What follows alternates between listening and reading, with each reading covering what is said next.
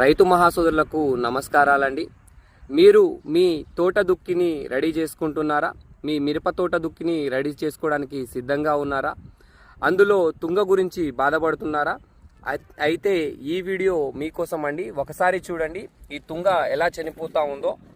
So ఈ తుంగ ఏ విధంగా చనిపోతా ఉందో చూడండి. కింద దాని గడ్డలతో సహా పూర్తిగా చనిపోవడం జరుగుతుంది. సమర్థవంతంగా నివారణ జరగడం అయితే జరుగుతుందండి.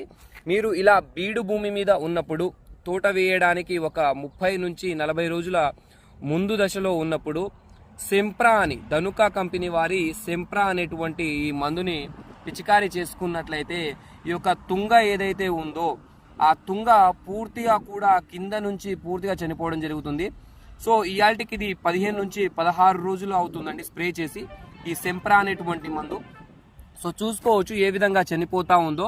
కింద మొదలు నుంచి పూర్తిగా నిదానంగా మొత్తం కూడా గడ్డలు కూడా మొత్తం కింద గడ్డలు కూడా కుళ్ళిపోవడం అయితే జరుగుతాయి. ఈ యొక్క తుంగకున్నటువంటి గడ్డలు కూడా కుళ్ళిపోవడం జరుగుతుంది.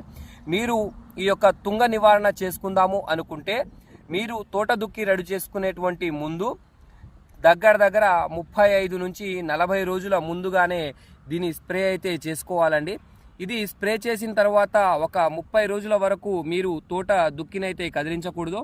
అదేవిధంగా మంచి తడి ఉన్నప్పుడు మాత్రమే ఈ యొక్క మందునైతే మనము స్ప్రే చేసుకోవాలండి.